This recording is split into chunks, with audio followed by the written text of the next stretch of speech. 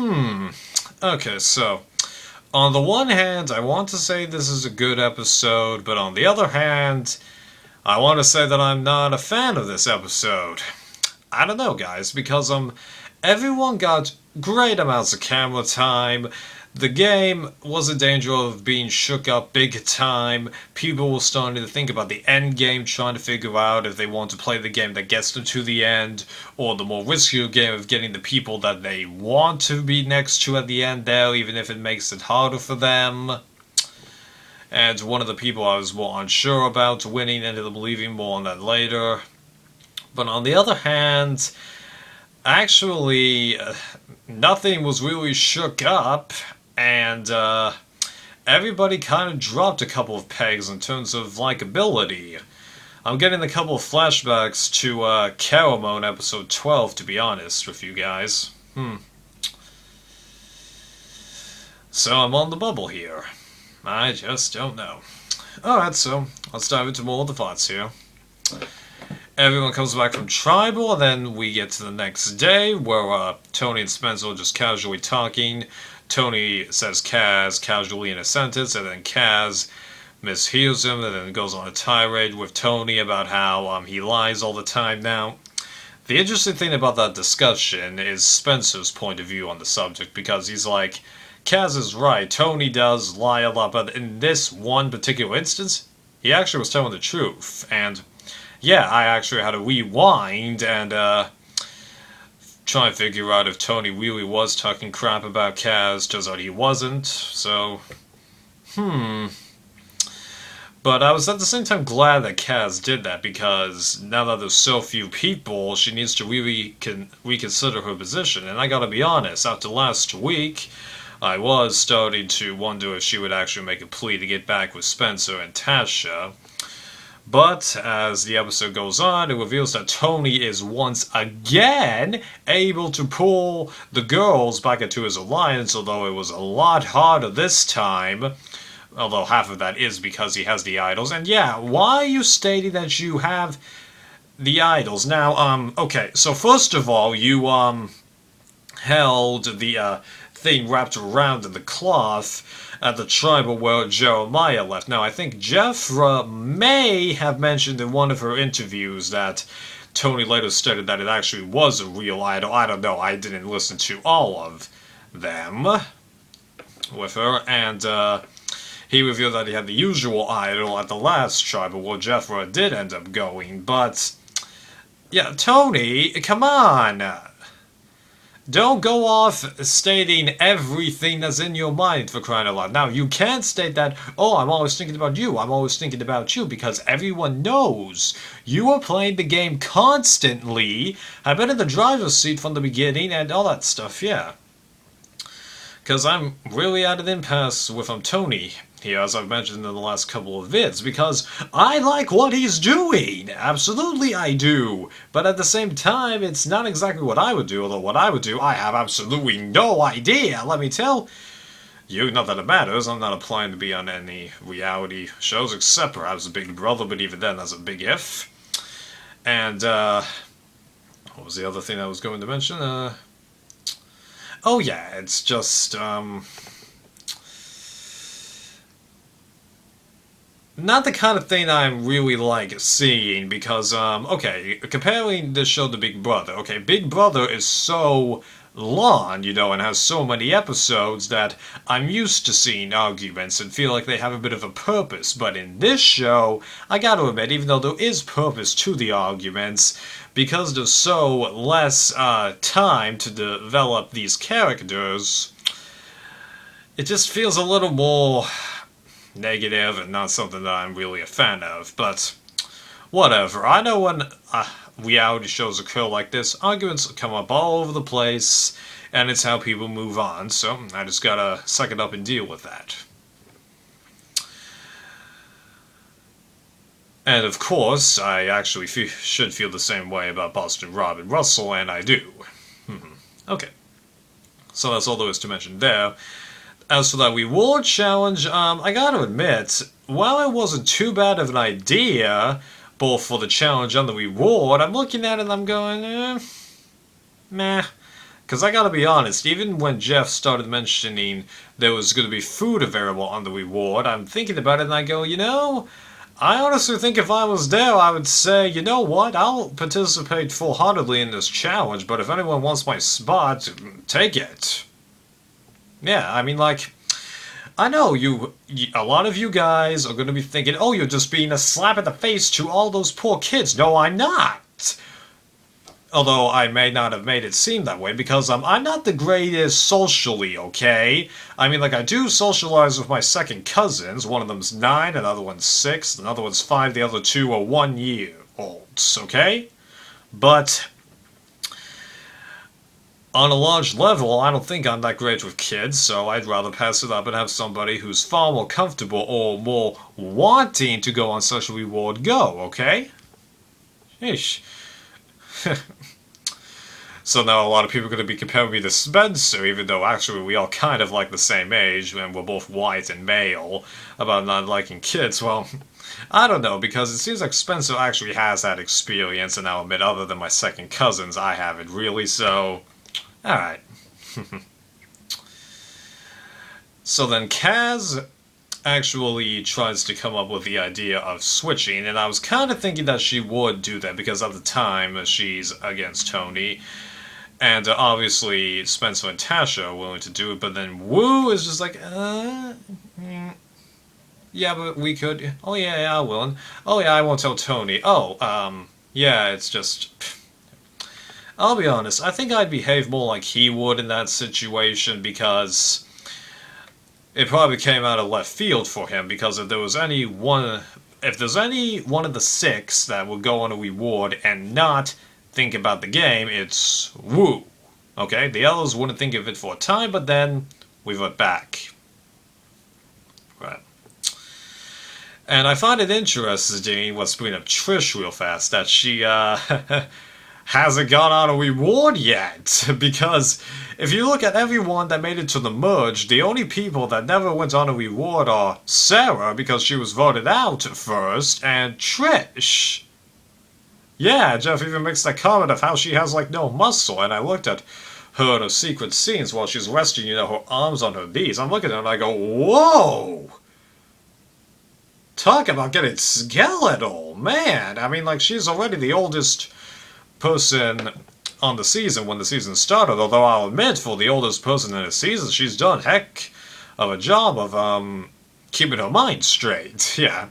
Not the best of challenges, but hey, you can do well in challenges and not win them. Trust me. Okay, so then everyone goes back to camp.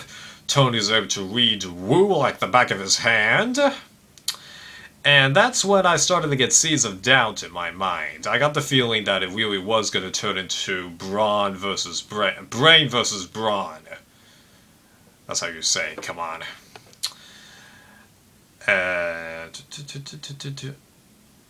So, I did think that there was just enough of a hint that Wu could flip and go right back, and I didn't know how I really wanted him to go, because I got the feeling that either Tasha was going to go because she was a threat, or Spencer was going to go because he's a social threat. Not to say that Tasha isn't, but Tasha was mainly talked about her performance in the challenges. Spencer is the shoal game, both in terms of people that are not in his alliance, and back when he was on the Brain tribe. Come on. But then on the other hand, there was Trish, who, although she has made some nice moves, I think Jerry did bring up a bit of a nice point that Tony was with her on all those situations, but I felt like she put in enough that it was a move that she made for herself. Tony just happened to be there with her, if that made sense, okay? Yeah. So that immunity challenge, I gotta admit, at first I was like, yeah, this challenge is gonna be over real fast, and then it turns out that people just aren't able to guess! Half an hour running back and forth, counting those things and trying to, like, pull the thing out, that was hilarious. Now, a couple of the counting things I could tell would be troublesome, because, like, the crabs, they could climb on top of each other. Then, like, the bamboo, are they all the same length? And then when they're counted, like, what was it, the colored rocks or the bowling balls? I have no idea. Are there a couple at the back that you can't see? I was thinking all that when I was watching that challenge. But in the end, Spencer pulls out the win, which was actually kind of surprising because, I'll be firmly honest, I did not think Spencer was going to win that immunity. I mean, like, I think I should have fought that because had Tasha won immunity, he probably would have gone, but he won, and I was just like, whoa, you were like the last person I thought would win this thing. Why? I have no idea. Oh, and I was reading Dalton Ross's EW page about this, and he's like, wait, so the record for most immunities won is 4? I thought it would have been in the hands of, like, Tom Weston and Terry Deeds. Okay, I'm gonna have to spend a minute or two discussing records for individual win and immunity wins in this game, okay? We're not talking about individual wins. It's just individual immunity, okay? So first of all, the record for most individual immunities run in a row is, yes, Kelly Wigglesworth's record of 4, okay? But it just so happens that the most amount, let me rephrase that. Most individual immunities won in a row by a woman is 4, held by Kelly Wigglesworth. But, ironically, the record for most individual immunities won by a woman in a season is still 4. Jenna, Maraska, and Kim. And even if you factor in returning players, the record is actually still 4. Amanda and Pav were actually only able to tie all the other people's records. So, yeah, that's pretty ironic, isn't it? We pride Amanda and Pav for being such beasts at the challenges, and yet they're only equal in terms of individual immunity wins with Jenna, Kim, and Kelly. That's pretty funny. Now, if you go over to the guys' records, most individual immunities won in a row is 5. Colby holds that record. Most individual wins by a male in a season is still 5. Colby, Terry, Tom. And then, if you factor in returnees, well, obviously Boston Rob holds that title with 9, although many people will reduce it to 8 and just forget his win in HVV because he didn't make the merge. Okay, now that I've gotten that out of the way, go back to camp. Yeah, I'll admit, it didn't seem like Tasha was doing the best job of making it seem like there wasn't a plan involved. Now, I do think there are times in the game, I can't recall any right now, where a player has said, you know what, I've played all of my cards, this is really all I can do. If it's me, and I'll be fine with it. I know that has happened. Oh, yeah. The General and Marquesas. Bingo. But, yeah, the way Tasha did it, it just wasn't the greatest. Going into Tribal, I got the feeling that actually it probably was more likely for it to be Tasha, but I remained just that unsure because, I don't know. And even though Kaz does an interesting job of throwing Tony under the bus, she and Rue actually don't betray Trish and Tony and then get rid of Tasha. Now, I was somewhat bummed to see her go because, you know, she went on an immunity streak and then she gets booted. But also, at the same time, because she was on said immunity streak and the fact that she was aligned with so many people just before said immunity streak, just, you know, we hadn't really been hearing much from her, and then suddenly she gets highlighted again and then gets booted.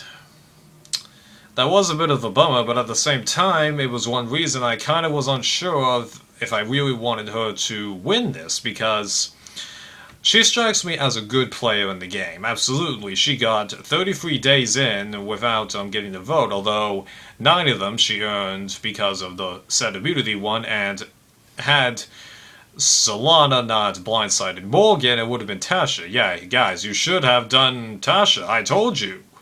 You didn't listen, but it is a bummer to see her go, but her lack of camera time and individual social moves or people discussing their emotional relationship with her made me want her to go a little more than Spencer. And it is not because she is black or because she is female, okay? I have rooted for several female reality people, many black reality people, and stuff like that, okay? Because, Big Brother Season 3 is one example, Solitary Season 1 is one example, Survivor Fiji, there's many others, okay? I am not above rooting for people that are a different gender or a different ethnicity, okay? It just so happened in this situation that the two people that I was least interested in happened to not be white. It's that simple. Okay? This is one reason I kind of feel a little bit bummed that I myself am white and male, okay? Oh, okay. Now that we have done with that little race card issue, I hate when I feel like this. Yeah, there's only 5 people left in the game, and Tony, he effectively controls the vote next week. Even if everybody flips on him for real, he controls the vote with those 2 idols. And this will be crazy, if he wins immunity, oh man, that's gonna be nuts. Even though if he wins immunity, most likely Spencer goes, and I'm hoping that doesn't happen, because I would love for these two to have continued their battles at each other all the way to the Day 38 Tribal, and then have it be one of them going, oh heck, if they both make it, that would be interesting, even though in that situation Spencer would win. And I wouldn't be too opposed to that. Both Spencer and heck Tony have fought their butts off. The difference is Spencer has been in the minority, whereas Tony has been in the majority, because Tony's voted with the majority in every single tribal, and he's been in the driver's seat basically every tribal that he's been to, except for his very first one, where he was the swing vote, even though you can be in the driver's seat and be the swing vote. Kim, enough said. But, yeah. And as for what I mentioned at the beginning, everyone getting bumped down a bit of likability, well, Tasha is just more of how I feel about her exit. It just wasn't the best. Tony and Spencer, one, because I can't figure out which one of them I want to see win more. Spencer and his personality, although it's not nearly as bad as other people I've seen on reality shows. Tony, you can probably guess why. Kaz, because she could have done something that didn't. Wu, because ultimately I feel like he's useless. Sorry. And then Trish, well, she just got a little bit of a bad edit, and then it looks like next week she might get a little bit more of a negative edit also. We'll see. Although I'm thinking it'll be a good episode, I really hope. So, predictions for next week. Tony's not going anywhere. I don't think Wu's going anywhere. So, I'm still thinking it's a brain going, so we'll see.